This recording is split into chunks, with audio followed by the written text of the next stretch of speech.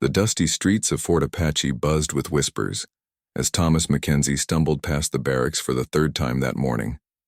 His uniform hung loose on his thin frame, and his eyes darted constantly at shadows that others couldn't see. The other soldiers stepped aside when he approached, their faces mixing pity with disgust. "There goes Crazy Tom again," muttered Sergeant Williams to his companion. "Man's been talking to himself since he got back from that patrol last month." Thomas heard the words but didn't react.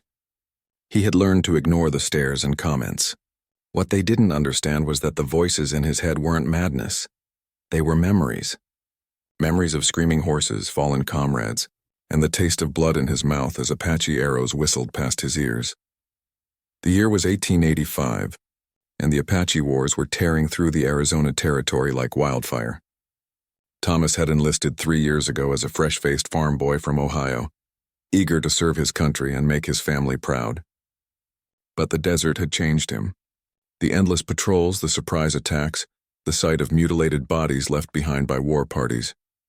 It had all taken its toll. Captain Morrison watched from his office window as Thomas paced near the well. The captain had received multiple complaints about the soldiers' strange behavior.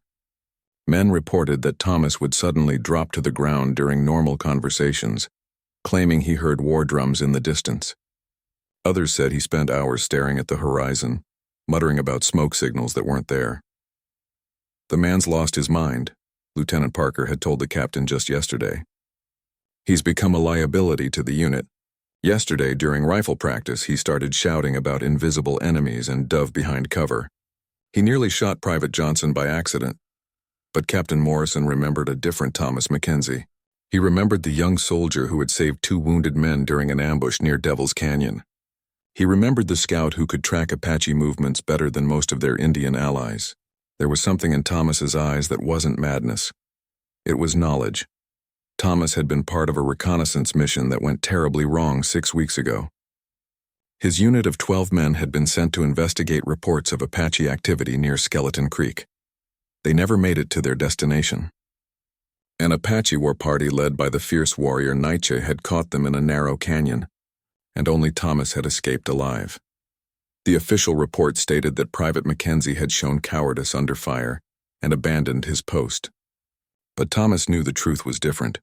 He had crawled through cactus and rock for 3 days, hiding from Apache scouts living on rainwater and cactus fruit. When he finally reached the fort, his commanding officers saw only a broken man who told wild stories about being hunted by ghosts. "They move like the wind," Thomas had told the debriefing committee.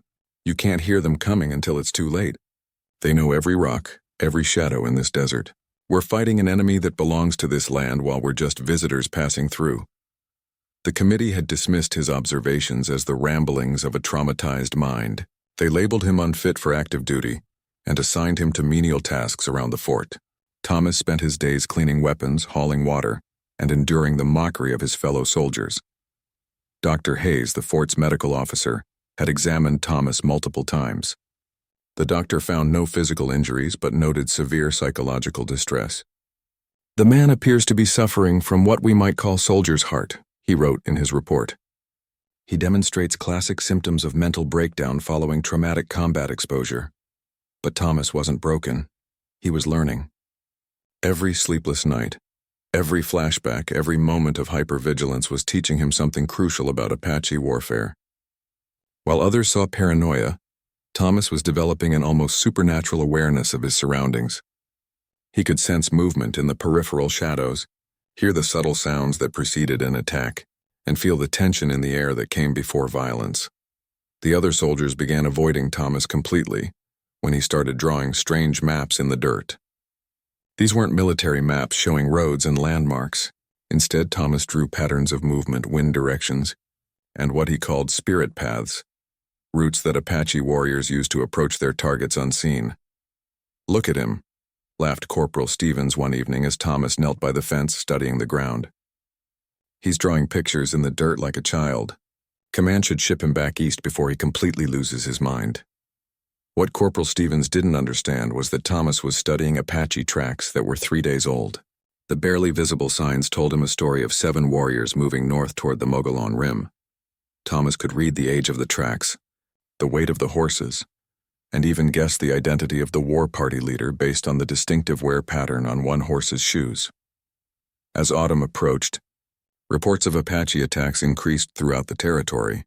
Ranches were burned, supply wagons attacked, and military patrols found themselves outmaneuvered at every turn. The fort's commanders grew increasingly frustrated with their inability to predict or prevent these raids. Thomas watched it all with growing understanding. The pieces of a larger puzzle were forming in his mind. The Apache weren't attacking randomly. They were following ancient patterns, using traditional routes and sacred sites as staging areas. His fellow soldiers saw chaos and unpredictability, but Thomas saw order and purpose. Late one night, as Thomas sat alone by the dying campfire, he realized something that would change everything. The Apache weren't just fighting a war, they were conducting a ceremony. Every attack, every movement, every strategic decision followed spiritual laws that white soldiers couldn't comprehend. The label of insanity had become Thomas's protection. While others dismissed him as worthless, he was becoming something far more dangerous to the Apache, a white man who understood their ancient ways of war. The morning sun cast long shadows across the parade ground as Thomas Mackenzie noticed something others had missed. Fresh horse droppings near the south gate were still warm, and the hoofprints showed unshod ponies, Apache mounts. But what alarmed him most was the pattern. 3 riders had circled the fort twice during the night, studying their defenses. Thomas approached Sergeant Williams with his discovery, but the older soldier just shook his head. "Mackenzie, those tracks could be from our own scouts returning late. Stop seeing Apache ghosts everywhere." But Thomas knew the difference. Apache horses moved differently than cavalry mounts. Their riders sat lighter in the saddle, and their ponies stepped more carefully, leaving distinct marks that told experienced eyes everything they needed to know. These weren't friendly scouts. They were advanced warriors conducting reconnaissance. For 3 days, Thomas tried to warn his superiors about increasing signs of Apache activity. He found broken twigs arranged in specific patterns that served as trail markers. He discovered small piles of stones that indicated direction and numbers. Most disturbing of all, he noticed that someone had been watching the fort's daily routines, learning when guards changed and where sentries were weakest. Captain Morrison finally agreed to see Thomas after the private submitted a written report detailing his observations.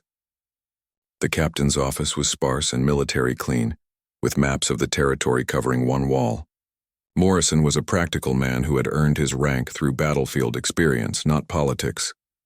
"Private Mackenzie," the captain began, studying the younger man carefully. "Your behavior has been concerning to say the least. But Sergeant Williams tells me you've made some specific claims about enemy activity. I want to hear them directly from you." Thomas stood at attention and spoke clearly. "Sir, we're being watched. Apache scouts have been studying our movements for at least a week. They know our patrol schedules, our weak points, and our supply routes. The signs are all there if you know how to read them." Captain Morrison leaned back in his chair. "And you believe you can read these signs?" "Yes, sir. During my time with the reconnaissance unit, I learned to track like they do. When you're being hunted, you learn to think like the hunter. The Apache don't just attack randomly. They plan everything according to their spiritual beliefs and seasonal patterns." The captain was quiet for a long moment. Despite Thomas's reputation for strange behavior, there was something compelling about his certainty. Morrison had been fighting Apache warriors for 5 years, and he knew they were incredibly sophisticated in their tactics. "Show me," Morrison said finally. "But Mackenzie, if this turns out to be another episode of your difficulties, I'll have you transferred to a military hospital back east." Thomas led the captain and 2 sergeants outside the fort to a rocky outcropping overlooking the main trail. At first glance, the area looked empty and undisturbed. But Thomas pointed out details that trained military eyes had missed. "See these stones, sir? They're not naturally arranged. Someone placed them to point north toward Cavalry Ridge. And these scratches on the rock face, they're fresh, made with a metal knife. Apache warriors mark their territory before major raids." Sergeant Williams knelt down to examine the stones. They did seem deliberately placed, forming an arrow pointing toward high ground that offered perfect views of the fort. The scratches on the rock were indeed fresh, and they formed symbols that none of the soldiers recognized.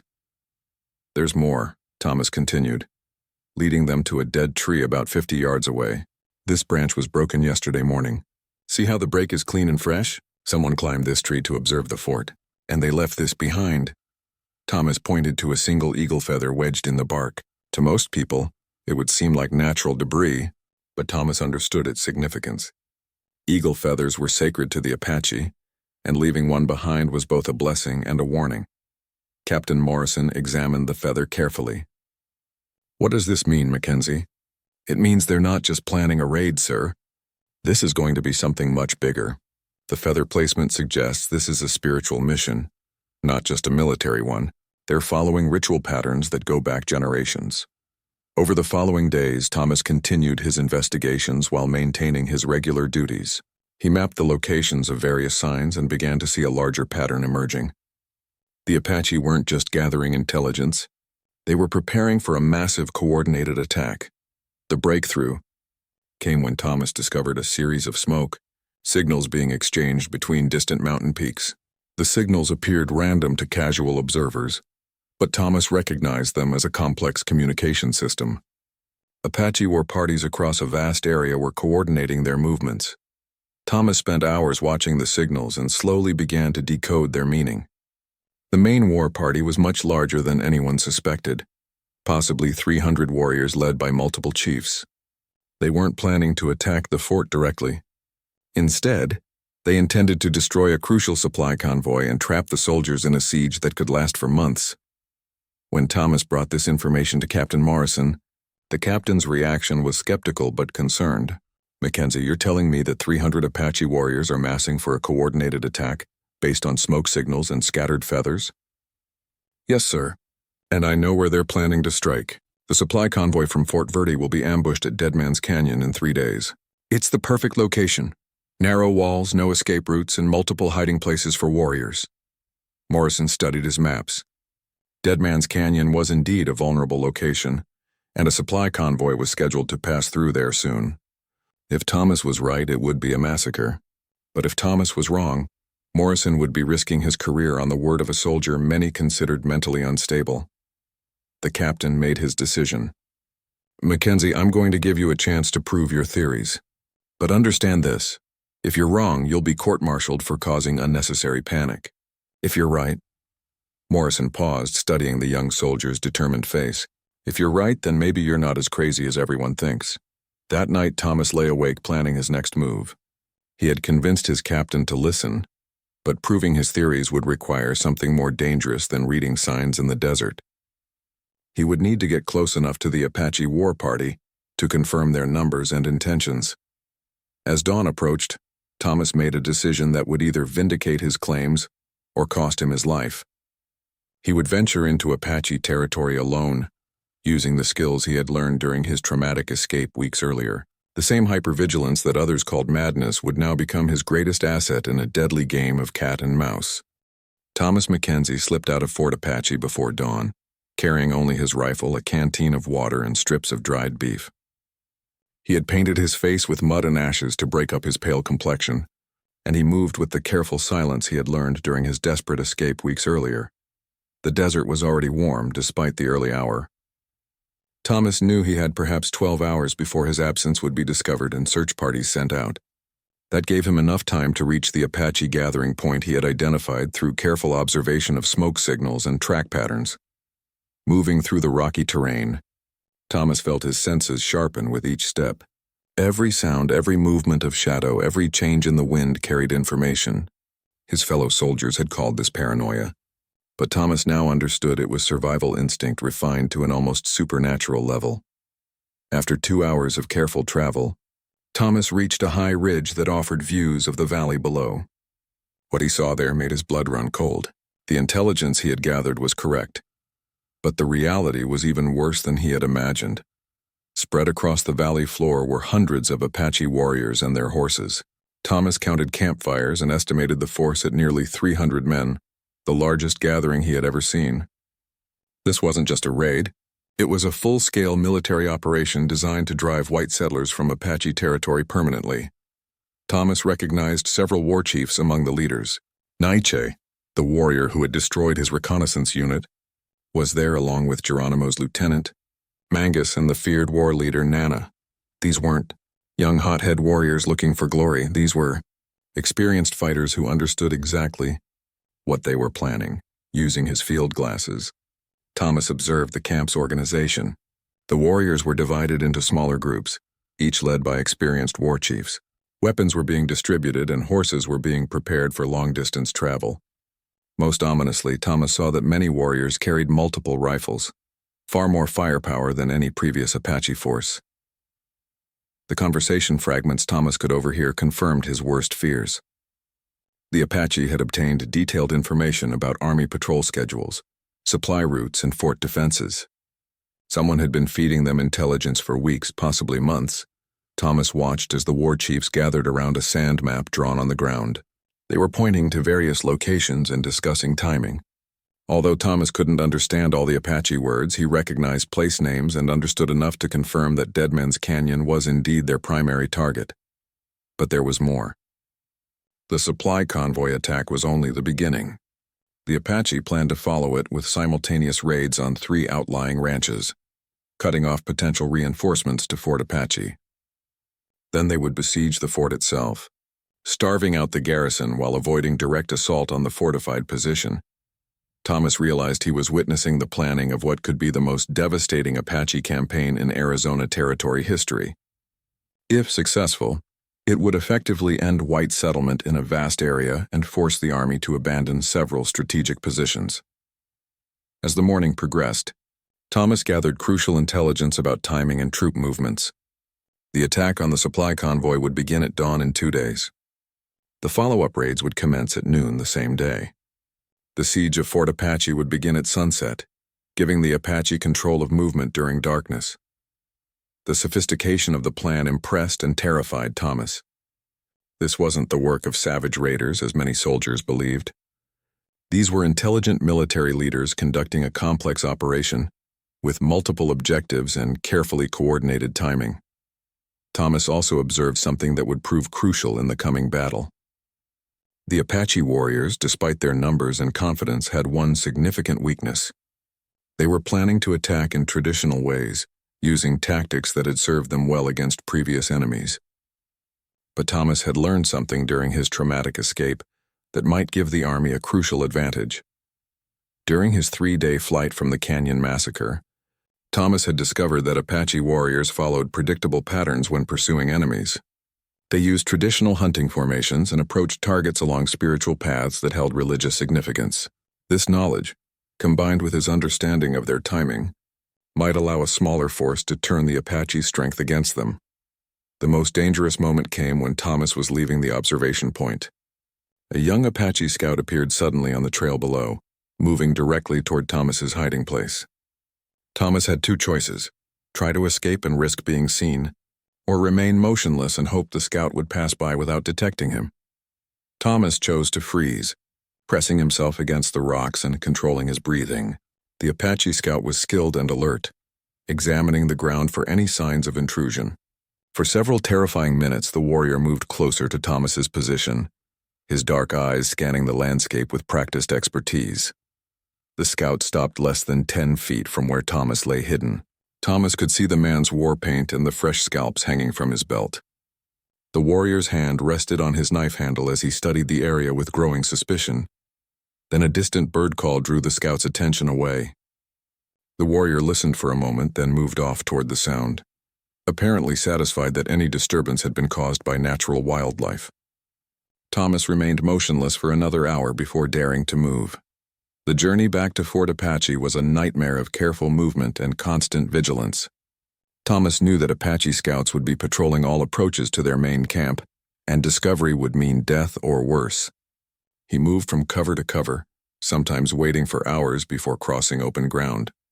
By afternoon, Thomas began to encounter signs that Apache advance scouts were already moving toward their attack positions. Fresh tracks, broken vegetation, and distant movement all indicated that the enemy was implementing their plan ahead of schedule. This discovery added new urgency to Thomas's mission. If the Apache were moving early, the supply convoy might be attacked tomorrow instead of the day after. Thomas pushed himself harder, ignoring fatigue and the burning heat of the desert sun. As evening approached, Thomas could see the walls of Fort Apache in the distance. But between him and safety lay the most dangerous part of his journey. Apache scouts would be watching all approaches to the fort, and Thomas would need to use every skill he had learned to avoid detection during the final miles.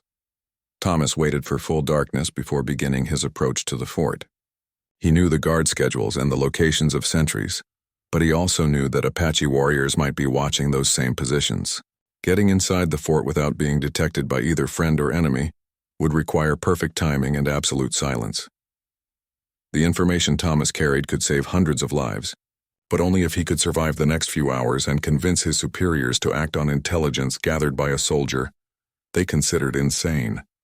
Thomas Mackenzie crawled through the darkness toward Fort Apache's outer perimeter, his heart pounding as he spotted movement near the main gate. Two figures crouched in the shadows, Apache scouts already in position to observe the fort's defenses. Thomas had been right about the early timing, but now he faced an impossible situation. The sentries manning the gate didn't know enemy warriors were watching from less than 50 yards away. If Thomas tried to call out a warning, he would expose himself to Apache fire. If he remained silent, the scouts might detect his approach and raise an alarm that would bring the entire war party down on the fort. Thomas made a desperate decision. He worked his way around to the fort's northeast corner, where a recent storm had washed out part of the foundation wall. The gap was narrow and partially concealed by fallen timber, invisible to distant observers but just wide enough for a determined man to squeeze through. The crawl through. The gap took 20 agonizing minutes. Thomas had to move inches at a time, pausing whenever loose stones threatened to shift and create noise. By the time he emerged inside the fort, his uniform was torn and his hands were bleeding from sharp rocks. Thomas went directly to Captain Morrison's quarters, but the captain was attending a meeting with visiting officers from territorial headquarters. The orderly outside the building refused to interrupt the meeting for what he called another of Mackenzie's crazy episodes. "Sir, you don't understand," Thomas pleaded with the orderly. "Apache scouts are watching the fort right now. There are hundreds of warriors gathering for an attack. The supply convoy will be ambushed tomorrow." The orderly, a young corporal named Davis, shook his head firmly. "Mackenzie, you've been missing for over 12 hours. The captain ordered search parties to look for you at first light. Now you show up talking about invisible enemies again. Just go to your quarters and wait for morning." Thomas realized that his reputation for strange behavior was working against him at the worst possible moment. Even with genuine intelligence about an imminent attack, his warnings were being dismissed as the ravings of an unstable mind. Desperate, Thomas waited outside the meeting room until Captain Morrison emerged with two visiting officers, Colonel Patterson from Territorial Command and Major Stevens from Fort Verde. These were the men responsible for military operations across the entire region. "Captain Morrison," Thomas called out, stepping forward despite the orderly's attempts to restrain him. "Sir, I have urgent intelligence about Apache troop movements. We're about to be attacked." Colonel Patterson looked at the disheveled soldier with obvious distaste. "Captain, is this the man you mentioned in your reports? The one with mental difficulties?" Morrison studied Thomas carefully. The private's appearance was certainly alarming. Mud-stained, bleeding, and wild-eyed from exhaustion. But there was something in Thomas's manner that suggested genuine urgency rather than delusion. "Let him speak," Morrison decided. "Mackenzie, make it quick and make it clear." Thomas launched into a rapid but detailed report of his reconnaissance mission. He described the Apache gathering, estimated their numbers, identified their leaders, and outlined their attack plan. He spoke with precision about timing, routes, and tactical objectives.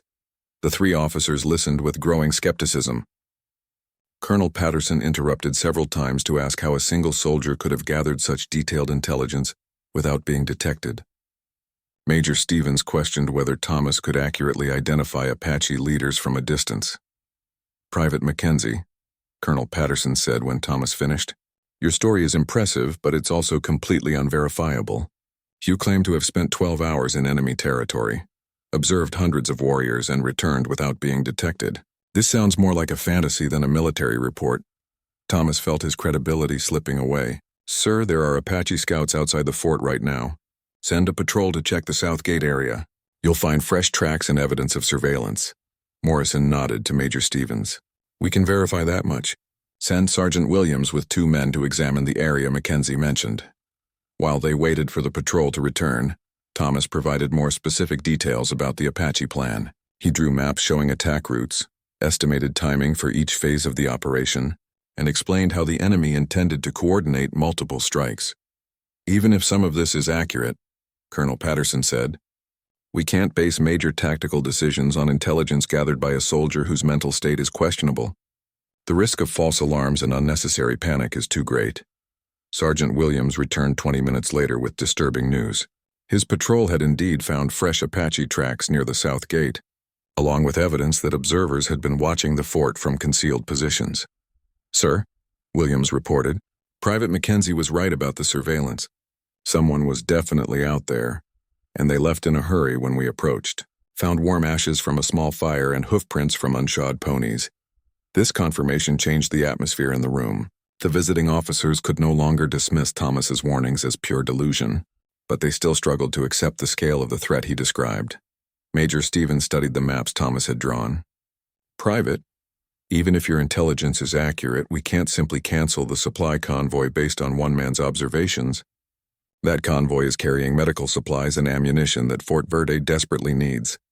Thomas felt his frustration mounting. Sir, if that convoy enters Dead Man's Canyon tomorrow, every man will die.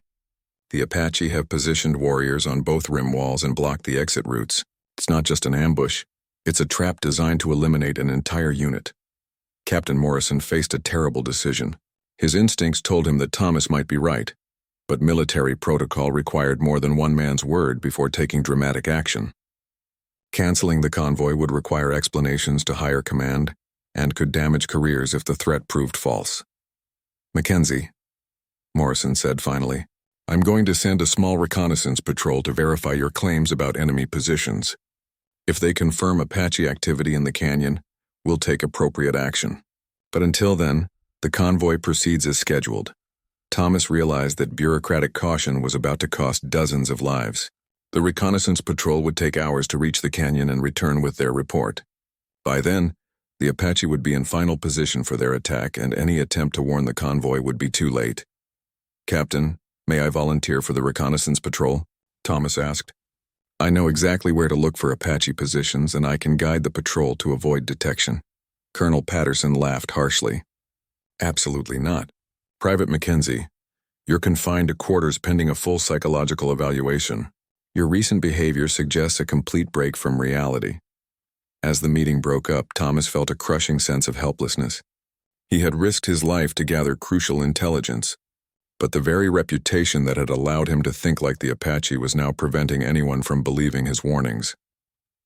That night, Thomas lay awake in his quarters, knowing that tomorrow would bring disaster. The supply convoy would ride into a carefully prepared trap, the fort would come under siege, and hundreds of people would die because a soldier labeled as insane couldn't convince his superiors to listen to the truth. But Thomas wasn't ready to give up. If his commanding officers wouldn't act on his intelligence, then he would have to find another way to prevent the coming massacre. The same desperate resourcefulness that had carried him through enemy territory would now be turned against his own army's rigid thinking. Thomas Mackenzie waited until the guard outside his quarters fell asleep, then quietly worked loose the boards covering his window. The fort's discipline had grown lax during the peaceful weeks before the current crisis, and night security was minimal. Thomas squeezed through the narrow opening and dropped silently to the ground outside. The supply convoy was scheduled to depart at dawn, giving Thomas only a few hours to act. His plan was desperate and would likely result in court-martial or worse. But he couldn't stand by while good men rode unknowingly to their deaths. Thomas made his way to the stables, where 20 mules and horses were prepared for the convoy's journey. Working quickly in the darkness, he loosened the shoes on 6 of the animals and created subtle lameness that would force delays. He also weakened several harness straps so they would break under stress, requiring roadside repairs. Next, Thomas moved to the supply depot, where convoy materials were stored. He carefully contaminated several water barrels with bitter herbs that would make them undrinkable, but not dangerous. The convoy would be forced to seek replacement water, adding more delays to their schedule. The most crucial part of Thomas's sabotage involved the convoy's route maps. He gained access to the dispatch office and altered the recommended path to avoid Dead Man's Canyon entirely. The changes were subtle, redirecting the convoy along a longer but safer route that would take them through open terrain, where Apache ambushes would be impossible. Thomas knew these delays and route changes might save the convoy, but they wouldn't address the larger threat. 300 Apache warriors were still massing for a coordinated attack, and the fort remained vulnerable to siege. His sabotage could only buy time for a better solution. As dawn approached, Thomas returned to his quarters and waited for the inevitable discovery of his unauthorized absence. The loose boards and displaced dirt outside his window would eventually reveal his escape route, but he hoped the investigation would be delayed until after the convoy's departure. The convoy's problems began immediately. Lieutenant Hayes, the convoy commander, discovered the water contamination during pre-departure inspection. Angry and confused, he ordered replacement barrels to be prepared, adding a 2-hour delay to their schedule. When the convoy finally assembled for departure, 3 horses showed signs of lameness and 2 harness straps broke while loading supplies. Lieutenant Hayes cursed the string of equipment failures but pressed forward with his mission, unaware that these delays might be saving his life. The altered route maps created the biggest disruption. Sergeant Morrison, the convoy's guide, noticed the changes during their first rest stop and questioned whether they were following the correct path. Lieutenant Hayes examined the maps and decided to return to the fort for clarification. This decision infuriated the lieutenant, who was already behind schedule and under pressure to deliver critical supplies to Fort Verde. But the detour back to Fort Apache would add another day to their journey, making it impossible to reach Dead Man's Canyon during the time frame Thomas had predicted for the Apache attack. Meanwhile, Captain Morrison had discovered Thomas's escape and initiated a search of the fort's grounds. The evidence of sabotage was quickly uncovered, and Morrison realized that his troubled private had taken desperate action based on his unconfirmed intelligence about the Apache threat. "Sir," Sergeant Williams reported to the captain, "Mackenzie definitely sabotaged the convoy's equipment and altered their route maps. The question is whether he was trying to help or harm the mission." Morrison studied the route changes Thomas had made. The altered path avoided several dangerous canyon areas and stayed in open terrain where ambushes would be difficult. If Thomas's intelligence about Apache plans was accurate, these changes could indeed save lives. The captain faced a difficult decision. Thomas had violated numerous military regulations and could be charged with sabotage, insubordination, and destruction of Army property. But if the private's warnings proved accurate, his actions might prevent a massacre. Morrison decided to send the reconnaissance patrol Thomas had requested, even though it meant acting on intelligence from a soldier who had just committed serious crimes. Lieutenant Parker took 5 experienced trackers toward Deadman's Canyon to investigate Apache activity in the area. The patrol's departure didn't go unnoticed by Apache scouts watching the fort. War Chief Neitch observed the small military unit moving toward his carefully prepared ambush site and realized that somehow the Army had learned about Apache plans. Neitch faced his own tactical dilemma. The reconnaissance patrol was too small to be the main military response, suggesting they were gathering intelligence for a larger operation. If the patrol discovered Apache positions, the element of surprise would be lost and the entire campaign might fail. The Apache leader decided to eliminate the patrol before they could return with information about enemy deployments. He sent 20 warriors to intercept the Army scouts and ensure none survived, to warn the fort about the massive Apache force gathering in the region. Meanwhile, Thomas remained confined to quarters while his superiors debated his fate. Colonel Patterson argued for immediate court-martial proceedings, claiming that Thomas's actions threatened military discipline and operational security, but Captain Morrison defended his troubled private, pointing out that the convoy delays might have prevented a disaster. "Sir," Morrison told the colonel, "if Mackenzie's intelligence proves accurate, his sabotage saved 25 men from walking into a carefully planned Apache trap." The debate was interrupted by gunfire from the direction of Dead Man's Canyon. The reconnaissance patrol had encountered Apache forces and was fighting for survival against overwhelming odds. The distant sounds of battle confirmed that significant enemy activity was occurring exactly where Thomas had predicted. Lieutenant Parker's patrol found themselves surrounded by Apache warriors who had been waiting in ambush positions for the supply convoy. The soldiers took cover among the rocks and fought desperately against attackers, who seemed to appear from every direction. Parker realized that his small unit had stumbled into preparations for a massive Apache operation. The number of enemy warriors and the sophistication of their positions indicated planning for something far larger than a simple raid. If any of his men survived, they would carry crucial intelligence back to the fort. The sound of battle carried clearly across the desert to Fort Apache, where officers and men gathered on the walls to listen to the distant gunfight. Everyone understood that the reconnaissance patrol was outnumbered and unlikely to survive. But their sacrifice was providing confirmation of the Apache threat. Captain Morrison ordered his bugler to sound assembly, preparing the fort's garrison for possible attack.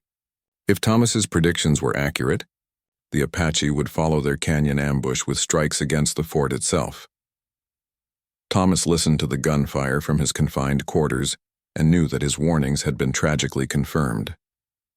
The reconnaissance patrol was paying with their lives for information that could have been acted upon hours earlier if anyone had believed a soldier, labeled as insane. But Thomas also realized that his sabotage had created an unexpected opportunity. The delayed convoy and the reconnaissance patrol's discovery of Apache positions meant that the enemy's carefully timed plan was beginning to unravel. The question now was whether the army could capitalize on this advantage before it was too late. The gunfire from Deadman's Canyon suddenly stopped, leaving an ominous silence that chilled every man at Fort Apache. Captain Morrison knew what that silence meant.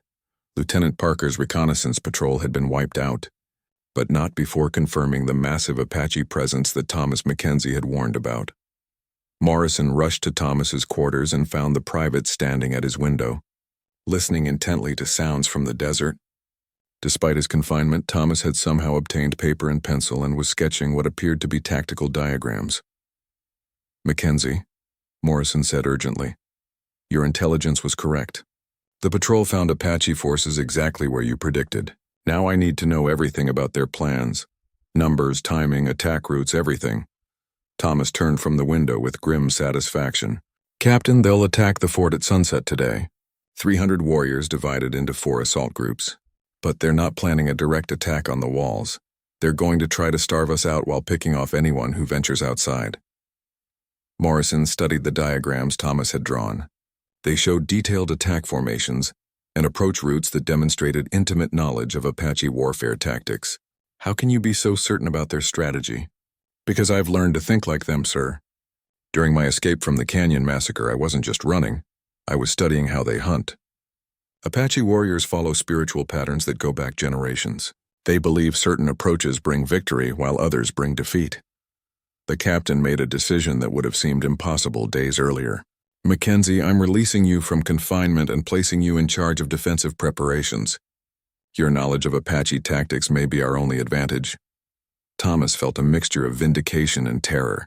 His warnings had finally been believed, but now he carried responsibility for defending the fort against overwhelming odds. The same insights that had made him seem insane would now be tested in life-or-death combat. Word spread quickly through the fort that Crazy Tom Mackenzie was now advising on defensive strategy. Many soldiers remained skeptical, but the confirmation of his intelligence about Apache movements had begun to change opinions. Men who had mocked him days earlier now listened carefully to his tactical recommendations. Thomas worked feverishly to prepare the fort's defenses.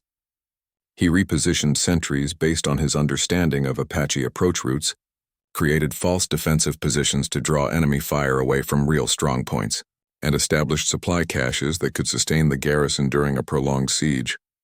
Most importantly, Thomas identified the weakness in the Apache plan.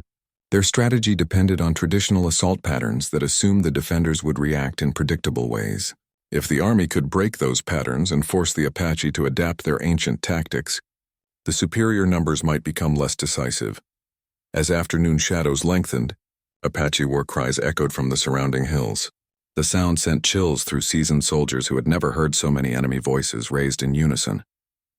Thomas estimated that the war cries came from at least 250 warriors, nearly confirming his earlier count of 300.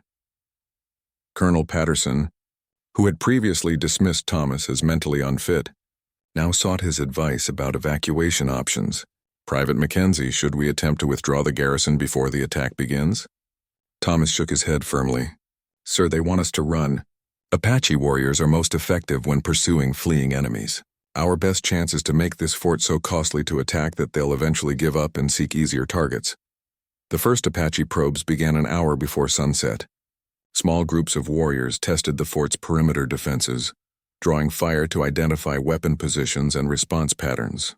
Thomas had anticipated these tactics and instructed his men to use minimum force while gathering intelligence about enemy movements. "Don't waste ammunition on long-range shots," Thomas called out to the riflemen. "Let them get close enough to see their faces, then make every bullet count. They're trying to learn our capabilities, so don't show them everything we have." As darkness fell, the Apache war cries grew louder and more coordinated. Thomas recognized the sound. Patterns as ritual preparations for battle. The warriors were working themselves into a spiritual frenzy that would make them nearly fearless in combat. The main attack began with a coordinated assault. On three sides of the fort simultaneously, Apache warriors rushed the walls while staying low and using natural cover with incredible skill.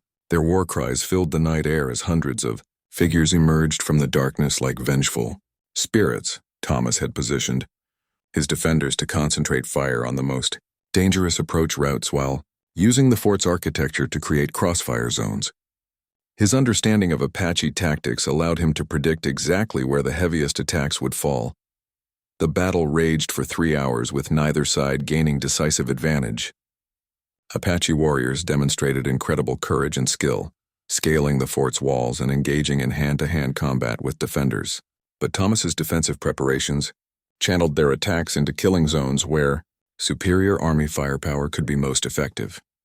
The turning point came when Thomas identified the Apache command structure during the battle. He noticed that certain warriors were directing others through hand signals and war cries, indicating they were war chiefs coordinating the assault. "Sergeant Williams," Thomas called out during a brief lull in fighting. "See that warrior with the white feather in his headband near the south wall?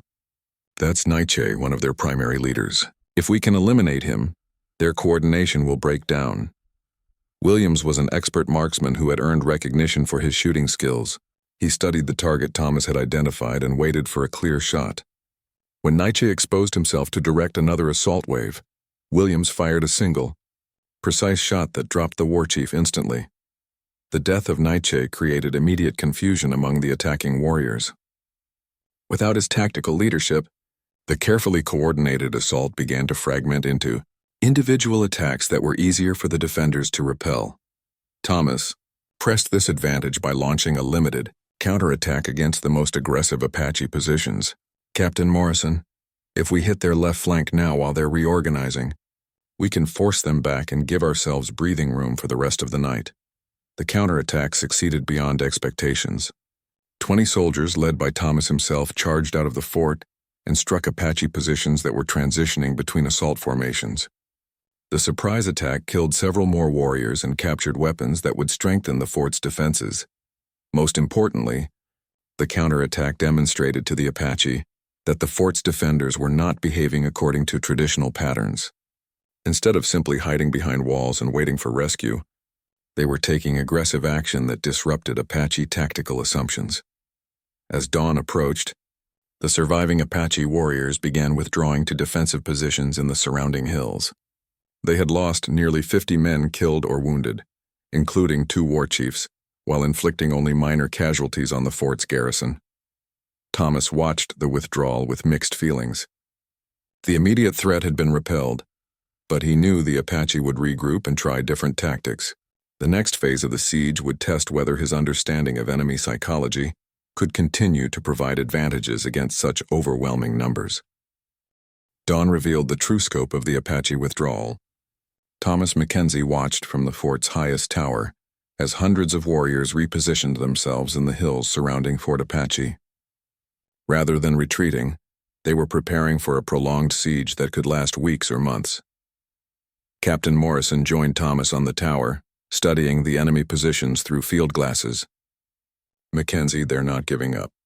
How long can we hold out against these numbers?" Thomas had been calculating their supplies and defensive capabilities throughout the night. "Sir, we have enough food and ammunition for maybe 2 weeks if we're careful. But that's not our biggest problem. The Apache aren't planning to starve us out. They're waiting for something. Waiting for what? Thomas pointed toward a series of smoke signals rising from distant peaks. Reinforcements.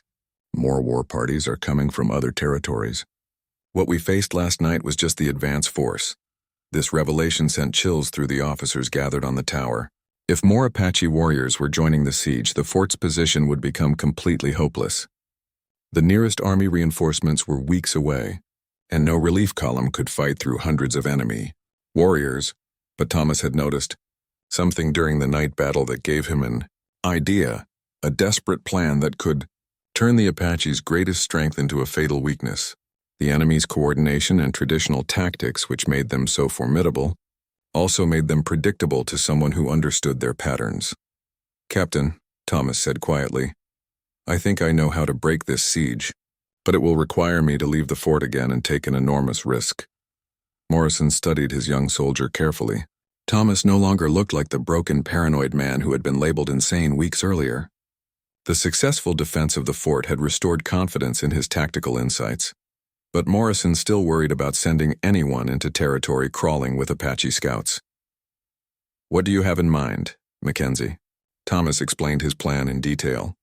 The Apache siege depended on maintaining communication between scattered war parties through smoke signals and messenger runners. If that communication network could be disrupted at a crucial moment, the coordinated attack would collapse into confusion. Thomas had identified the primary signal station during his earlier reconnaissance. A high peak about 5 miles from the fort where Apache signal or fires could be seen across vast distances. If he could capture or destroy that position during the next major assault, the entire enemy force would lose coordination. "Mackenzie, that's suicide," Morrison protested. "You'd have to cross miles of enemy territory, climb a heavily defended peak, and somehow disable their communications while hundreds of warriors are attacking the fort." "Sir, it's the only way. The Apache are too smart to keep making frontal attacks against prepared defenses. They'll try something different tonight. Probably a coordinated assault from multiple directions designed to overwhelm our ability to respond. If I can disrupt their signals at the right moment, their coordination will break down just when they need it most." Morrison faced the most difficult decision of his military career. Thomas's plan had a slim chance of success, but would almost certainly result in the young soldier's death. Yet without some dramatic action, the fort would eventually fall anyway, costing far more lives. "Mackenzie, if you're determined to try this, you'll need help. I can't spare many men, but Sergeant Williams volunteered to accompany any dangerous mission you might attempt." Thomas was surprised and touched by this gesture. Williams had been among the soldiers who had mocked his strange behavior, but the successful defense had apparently changed the sergeant's opinion about Crazy Tom's military value. The 3 men spent the morning planning the mission in detail. They would leave the fort during the afternoon when Apache attention was focused on preparing for their evening assault. Williams would provide covering fire while Thomas climbed to the signal station. Then both men would attempt to escape during the confusion of the night battle. As afternoon arrived, smoke signals from the surrounding peaks increased dramatically. Thomas interpreted these communications and realized that the Apache were indeed planning something far more sophisticated than the previous night's attack. "Captain, they're coordinating at least 6 different assault groups for tonight. The signals indicate they'll hit us simultaneously from all directions, while blocking our escape routes. They've learned from last night's failure and adapted their tactics." This intelligence made Thomas's mission even more crucial. A coordinated 6-direction assault would overwhelm the fort's defenses, unless something disrupted Apache coordination at precisely the right moment. Thomas and Williams prepared their equipment carefully. They carried minimal gear to maximize speed and stealth: rifles, ammunition, water, and materials for sabotaging the signal station. Thomas also brought a small mirror for sending false signals that might confuse Apache communications. The 2 soldiers slipped out of the fort through the same gap Thomas had used previously. Apache scouts were watching all obvious exits, but the concealed drainage channel remained undetected. Thomas's earlier exploration of the fort's vulnerabilities now served to help his own mission. Moving through enemy-controlled territory in daylight required extraordinary caution. Thomas led Williams along routes that avoided open ground and used natural cover to mask their movement. His hypervigilant senses, once considered symptoms of mental illness, now provided crucial early warning of Apache patrols. The climb to the signal peak took 4 hours of careful movement. Thomas and Williams encountered 3 Apache guard positions, but managed to avoid detection through patience and skill. The enemy warriors were focused on watching approaches to the fort, rather than protecting their rear areas. The signal station itself was more heavily defended than Thomas had hoped. 6 Apache warriors maintained the communication post, and they were alert and well-armed. Direct assault would be impossible, but Thomas had learned enough about Apache psychology to attempt deception instead. As sunset approached and the Apache prepared for their coordinated attack, Thomas put his plan into action. Using his mirror, he began sending false signals that appeared to come from distant war parties. The messages indicated that army reinforcements were approaching from 3 different directions and would arrive within hours. The false signals created immediate confusion among Apache commanders. War chiefs who had been preparing for coordinated assault suddenly received conflicting information about enemy movements. Some wanted to proceed with the attack, while others argued for defensive preparations against the reported army reinforcements. The confusion Thomas created with false signals was amplified. When Sergeant Williams eliminated 2 of the signal station guards with precise rifle shots, the sudden loss of key communication personnel during a crucial moment left Apache forces unable to coordinate their complex battle plan. Without clear signals from the command post, individual war parties began making independent decisions about when and how to attack the fort. The carefully synchronized 6-direction assault fragmented into a series of unconnected attacks that allowed the fort's defenders to concentrate their fire on one threat at a time. Thomas and Williams fought their way down from the signal peak during the chaos of the confused Apache assault. Enemy warriors were too busy trying to reorganize their own attacks to pursue the 2 soldiers who had disrupted their communications. The night battle was a decisive victory for Fort Apache's defenders. Instead of facing overwhelming coordinated attacks, they repelled a series of smaller assaults that lacked tactical cohesion. By dawn, Apache losses had mounted to over 100 warriors killed or wounded. Most importantly, the death of additional war chiefs and the failure of their sophisticated battle plan convinced the remaining Apache leaders that the fort was protected by powerful medicine. Traditional warriors interpreted their defeats as spiritual warnings against continuing the siege. The great Apache war party began dissolving as individual groups departed for their home territories. The coordinated campaign that had threatened to drive white settlers from vast areas of Arizona territory ended in tactical defeat and strategic withdrawal. Thomas Mackenzie watched from the fort's walls as the last Apache warriors disappeared into the desert distance. The soldier who had been labeled insane had used his unique understanding of enemy psychology to defeat 300 of the most skilled fighters in North America. Captain Morrison joined Thomas on the wall, shaking his head in amazement. "Mackenzie, when you first told us about Apache signals and spiritual warfare, I thought you'd lost your mind. Now I realize you'd found something the rest of us missed."